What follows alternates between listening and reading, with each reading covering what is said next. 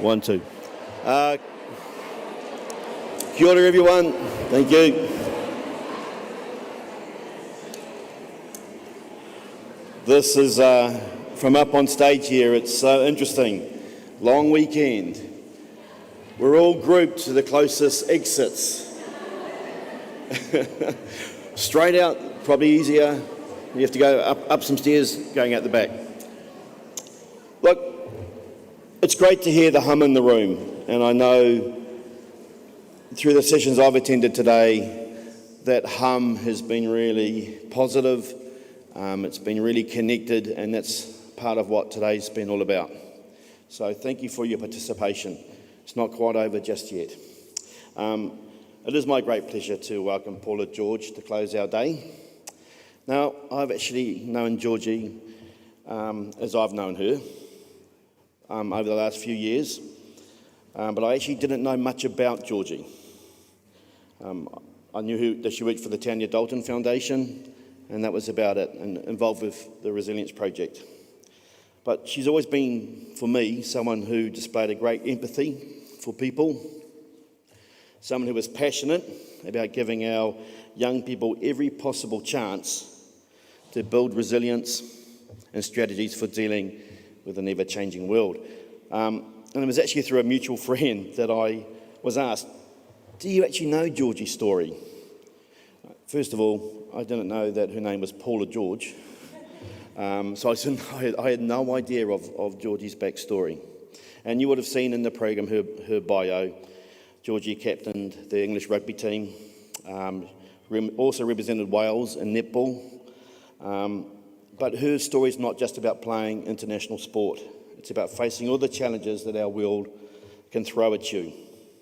And it's about building the capacity to face those challenges. So I think we're really privileged to have her here today. Can you please put your hands together and welcome Georgie to the stage.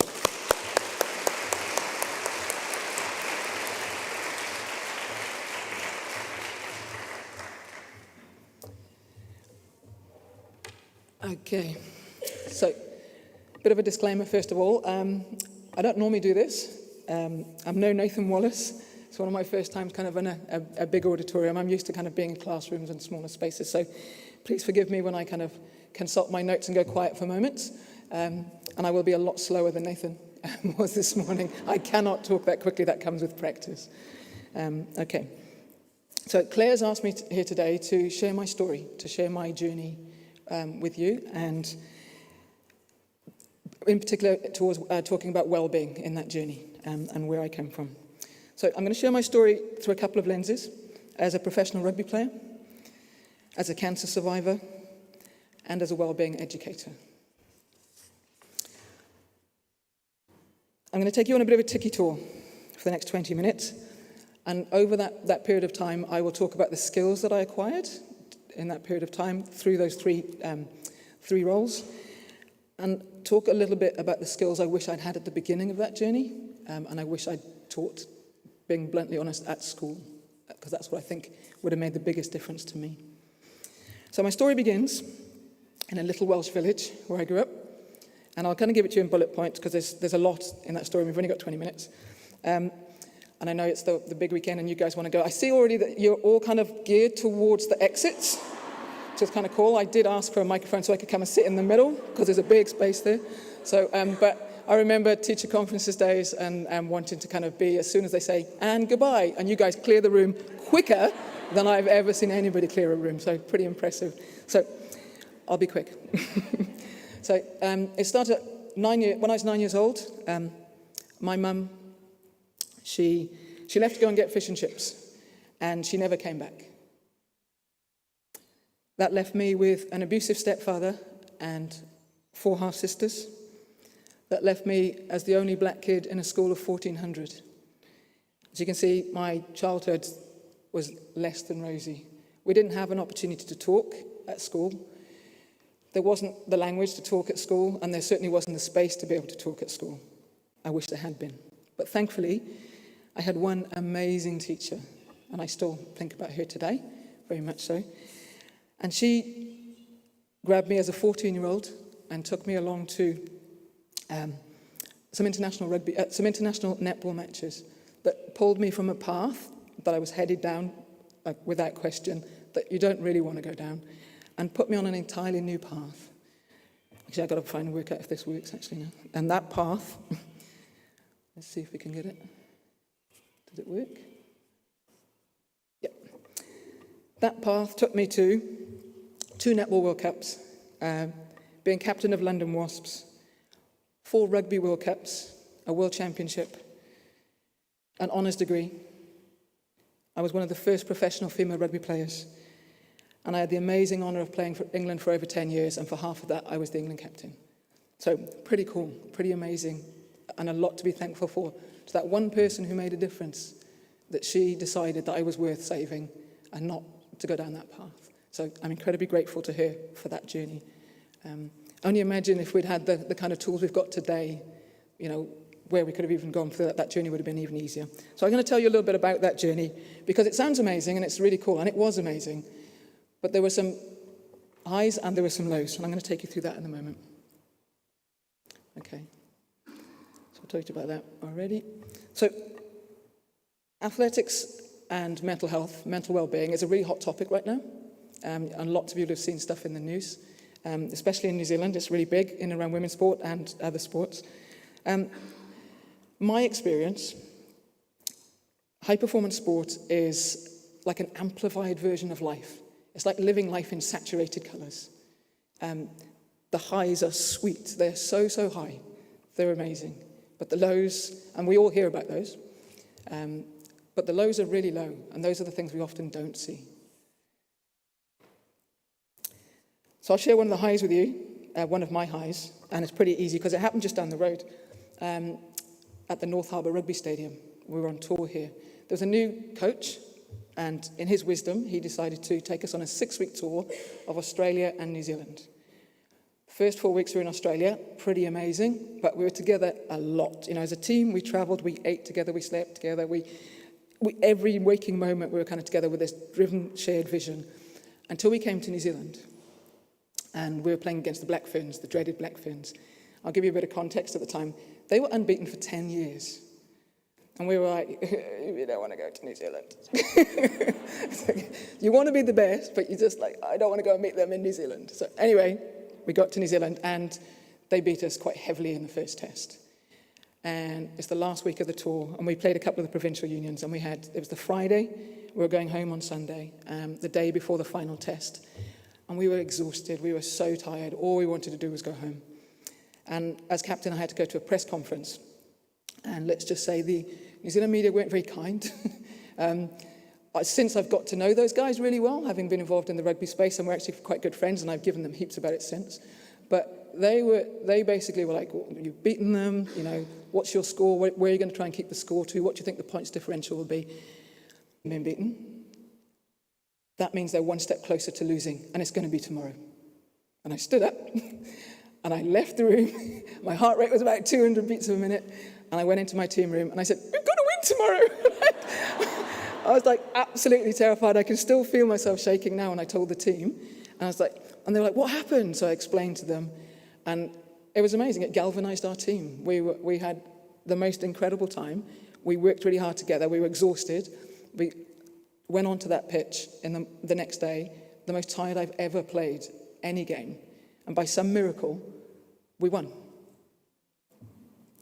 I'm going to give you a little bit of, let's see if that works. There we go. No, jump two ahead. Let's go back to. Okay, that should be up. Coming up. No.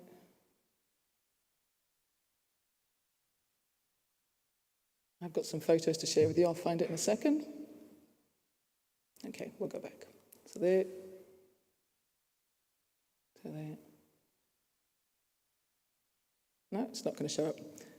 So I've got some photos in there somewhere that shows the celebration things. We'll try one more time, and then if not, we'll go for it. Yeah, I can see them doing it. They're kind of my favourite photos, so I want to show you. So it's one back from that.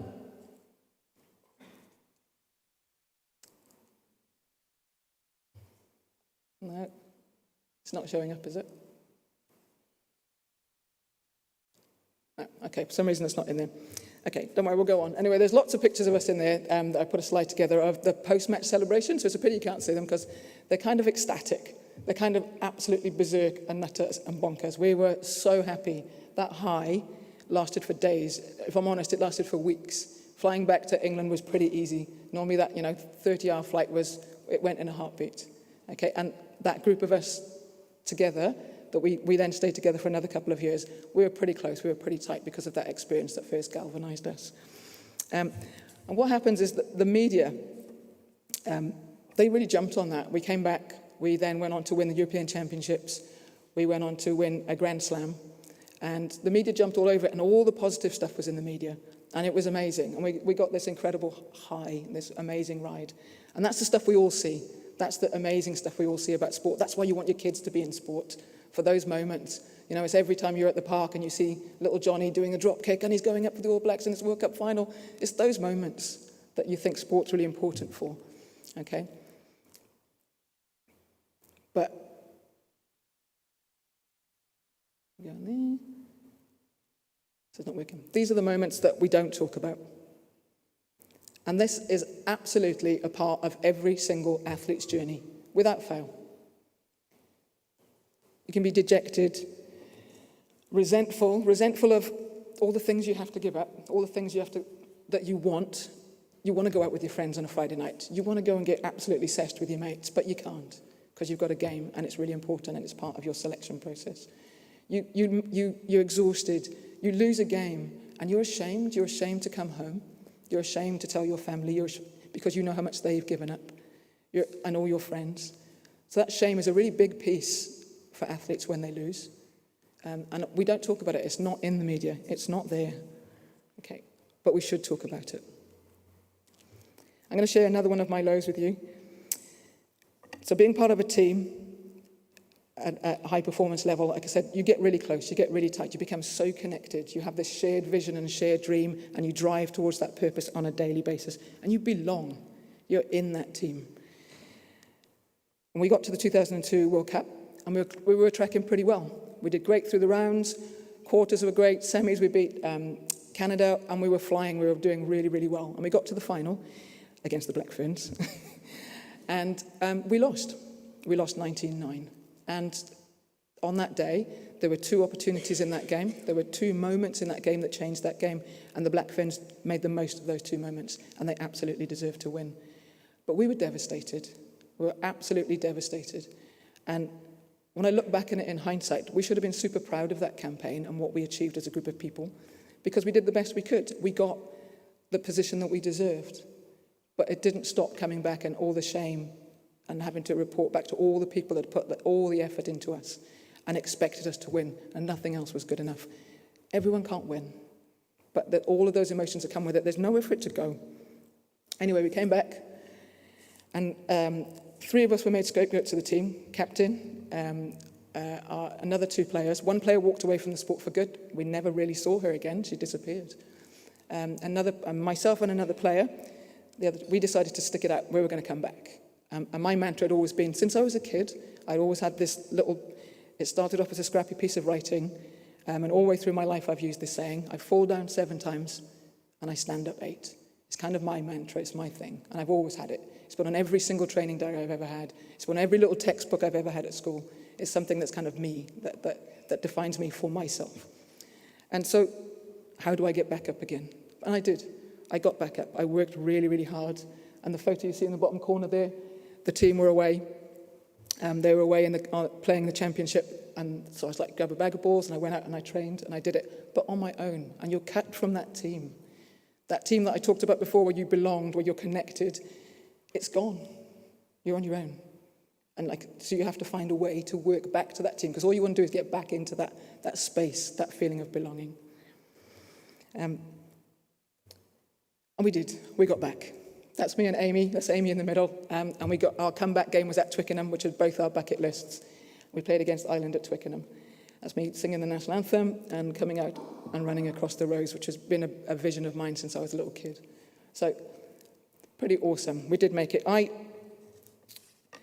got through that, I played for 3 more years, and I retired on my terms, achieving a few more championship wins. And it was great. I left the sport happy. I retired with my legacy, what I believed that the very best that I could do, and there was nothing more I could have done. I was pretty happy. So fast forward, and I fell in love. I moved to New Zealand. I came here, and I started a family. And there were highs and lows in that. But if I'm really honest, and I practiced this speech in front of my family, and I apologize to them for this bit, but it was true. I was living life in a pastel shade. After the saturation and colourfulness of international sport, life's different, and you just go, well, that's what it is. That sport's like that. Sport is living life in that amazing saturated space. Real life's not like that. And I just accepted that's what was true. Little did I know that in 2018, those skills, those coping skills that I'd built up, that statement that I'd used, fall down 7 times, stand up 8, was going to become a really big thing again in my life in 2018. I was in Christchurch, and in the middle of the night I was rushed to hospital because I was in massive pain. I was almost fainting with the pain. I've got a pretty strong pain threshold. But I arrived there, and the diagnosis at the time was that I had a twisted bowel and that they would operate in the morning, and everything would be fine. And then the doctor came in, and I thought he was going to brief me about the operation. And he sat down, and he put his hand on my knee. And I thought, oh, shit, here we go. This is serious. Doctors don't do that. It's an old boy, real old school. And he put my hand on my knee, and he said, we've actually found a 30-centimetre tumour in your abdomen, and we're going to need to cut it out, and the prognosis is not good. We think there's some stuff in your lungs as well, but it's going to be pretty tough going. So that was pretty tough to take. So again, emotions. Suddenly it was like I was kind of back in that space, and we were living life in full amplification again. It was like massive emotion. So going from numb to angry to devastated, all of those emotions started rising up again. So I had a number of operations to remove the tumour, 8-hour operation, and they managed to take it all out, which was great. But then I had to go through 6 months of chemo. But I had a new team. I had a medical team. I've got my family. I've got my support team. I was part of the Play Centre group. I'd helped run the Play Centre group in our area, and I had an amazing team of support. And I knew what to do. I had a game plan. I can do this. I know what to do this. This is easy. I've done this. I've practiced this.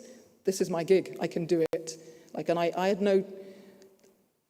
At the very beginning, kind of once I got the game plan in place, I knew I could do this, and I did. We worked really hard with that team. I had an amazing surgeon. Her name was Dr. Nim, and I'm forever grateful to her for getting the majority of the cancer out on the operation on that table. She spent 8 hours on her feet doing that, and she's amazing. But at the end of that 8 months of treatment, I was given what we call NED. And I'm sure looking at the numbers in this room, there'll be people of you who have been touched by cancer, whether it's yourself or your family. And NED is this really comforting statement of no evidence of disease. And they don't say you're cured, they just give you the NED, and off you go, you're by. And suddenly I felt I've been cut. My team's gone again. It's like, because I know what to do in a team. That's kind of my structure, that's my strength. And the day after I had that final appointment, and you're at home and you're own, and the team are no longer there, and you're back on yourself again. It's like, what do I do now? Like, I am the most broken, hand on heart. That was the lowest place I've been in my life. And supposedly I was cured. I was utterly broken physically. I was utterly broken mentally. And I didn't know what skills I could have. What skills was I going to use to get back from this? How was I going to stand up again? As a cancer patient, you're given this directive to be positive. And I didn't get that. It took me weeks and weeks to even unpack that and understand it. But what I did is I found it in something called gratitude. And then tiny, tiny pieces of gratitude. What did I do today? And I stumbled upon it. What did I do today that made it worth getting out of bed? And for me, it was like I never would have believed, as a high-performing athlete, and I was pretty fit, that was kind of one of my strengths, that 5 minutes of yoga was a massive achievement. It was enough. There's actually somebody in this room today I've just spotted who gave me that program for 5 minutes. So thank you for that. And And from there, I moved forward, and it became 6 minutes, 7 minutes, 10 minutes, 15 minutes. And now that's a daily practice for me. Okay? That's the gratitude piece. Empathy piece, I'm going to circle back to that chemotherapy moment, is when you go to chemo, you go into Building 8 in Auckland Hospital, and you arrive in the morning, and you're there all day. And there's a half circle of big, blue, easy boy chairs that you get given a chair. Your support person gets this hard little manky chair on the side of you, which is kind of seems a bit unfair.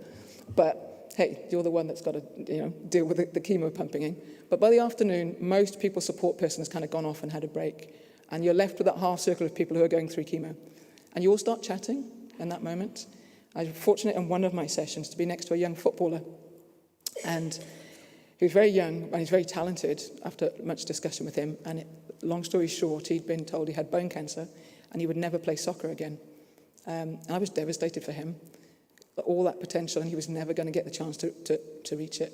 And I said to him, how does that make you feel? Like, I couldn't quite get over it. I'd had the chance. I'd lived that life. And he said, well, it's okay, because I get to live. And that really struck with me, that empathy piece. He could just stand in his shoes and say, it doesn't matter, that's the most important thing. So I was able to stand in his shoes and say, from that, I can find a way forward. If he can do that, I can find a way forward. So that was my empathy piece. And then I had massive flashbacks and panic attacks at the end of that treatment as well. I had therapy through the Cancer Society, who were amazing. And I used to get these really bad flashbacks and what if, and I'd go down this real massive spiral. Like if I wake up in the morning with some pain, I'd panic that it was cancer had come back again, because that's how it first started. And how do I get through this? And the therapist was really good, and I didn't understand the science of this until later. She would say, name it, say what you're feeling. And I would literally name how I felt. And I would be like, I'm angry. And she goes, no, you're not, you're more than that. So I'm pissed off. She said, well, what else are you? I said, actually, I'm enraged. Like, I am so angry. Why do I get this? I'm so fit, I'm so healthy, I've tried really hard. And she was great. She just let me express all of that and gave me space to do that, and a safe space. So later, I realized by naming that, it helped me calm down and cope with it.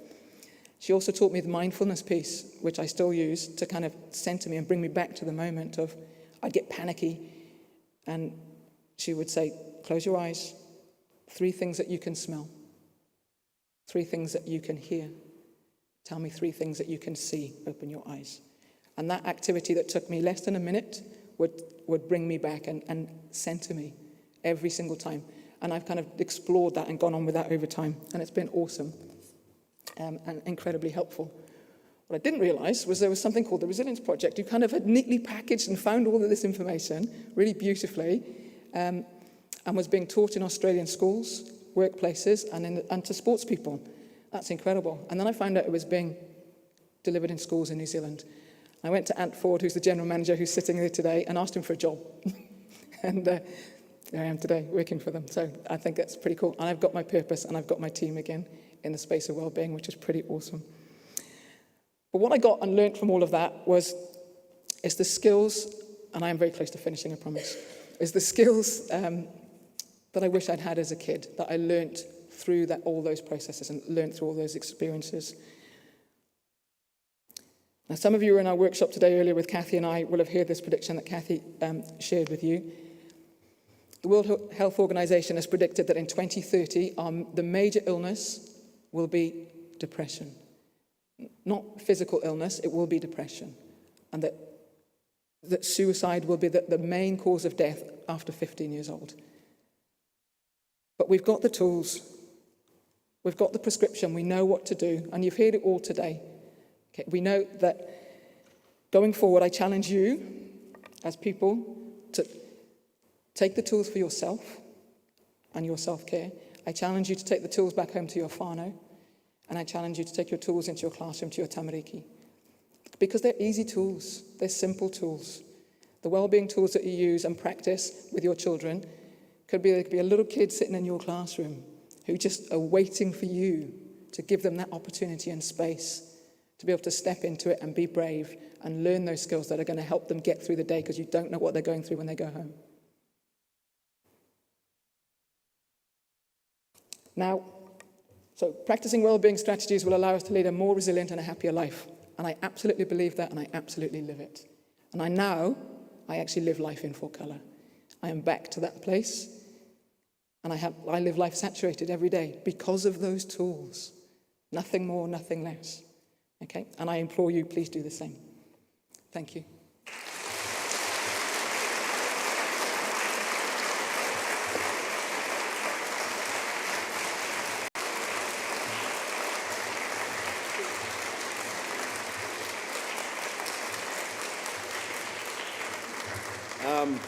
I just want to thank Georgie for her honesty, her vulnerability. I had a couple of some wow moments there. I'm still feeling them a little bit. But, you know, the importance of that teacher, the importance of those strategies that you use to get yourself out of some pretty dark places really resonates with all of us, and we can make a difference, and we're on the road to making a difference. I need to stop. Thank you. Can you please just give her another clap? Thank you.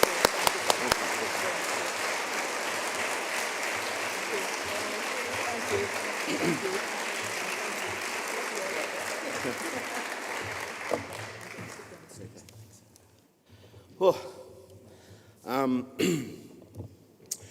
I've got some more thank yous to do, and that is, first of all, the Westlake Girls High School, Jane Stanley, for this wonderful venue for today. It's been really successful.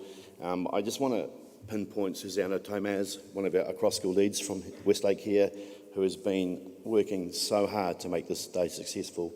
Thank you, Susanna. We've had a tech team working behind the scenes as well. Dan, Alec and James Robson from Forest Hill. Dan and Alec from Westlake Girls, they're up in the box at the back there.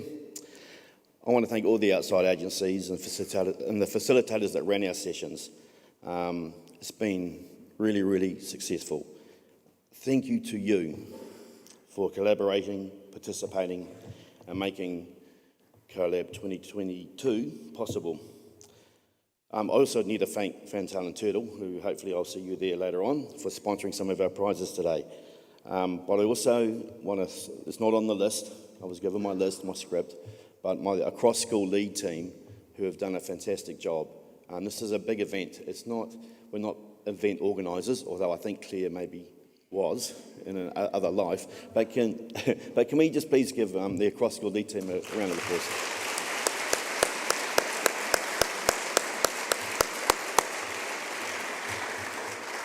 So just before we let you go and enjoy the long weekend, we do have some prizes. And I know that primary school teachers especially, you guys all did your yellow cards in the first 10 minutes of getting here this morning. So that was fantastic. Well done. But I'll hand over to Katrina now and Connie.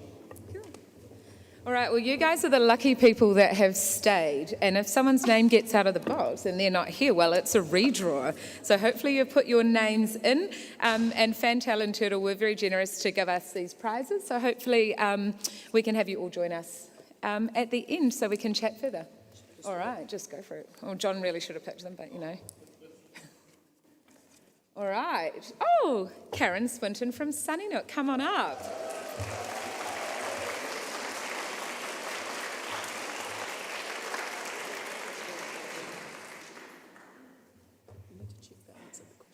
Oh, Connie wants me to check that they've answered the questions. Oh, yeah, I can see people from different schools. All right, she can have one. Alrighty. Jane Singleton from Forest Hill. Eh? Oh, cool. Oh, no.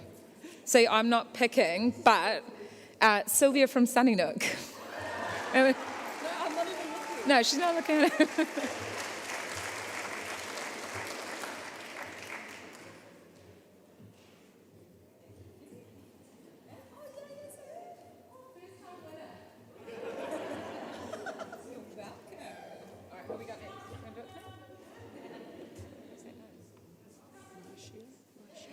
Marcia from Forest Hill. Yeah. Yeah. Oh, I love it. Oh, yeah? Is that the last one? Yeah. Do you want to give her that one? Is it this? Is it in here? And the lucky last, drumroll please, is Danielle from Milford.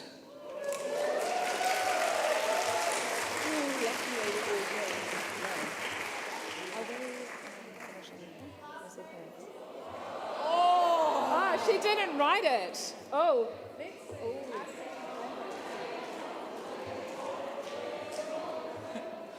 well, let's see. Libby. Is there a Libby? Yeah. I know, but Libby, did you talk, which Danielle did you tell loves the same curriculum area as you?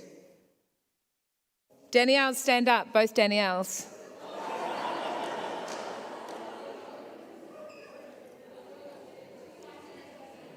Was it her, Libby?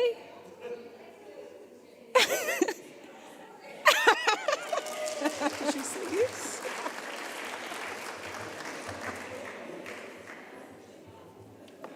Are we closing? Karakia? Does John want to say anything else? Is there a slide?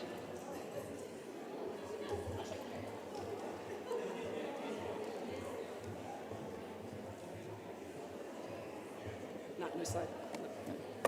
Okay. All right, well, thank you very much for all your collaboration today. We would like to close with a karakia. It is one that we commonly use in our call, and it's on your program if you would like to join us. Mea karakia tātou. Kia tau iho, kia tātou katoa, te rangi marie, te manakitanga, me te aroha, tūturu whakamoa, kia tina, tina, humie, huie, tai kie. Kia ora.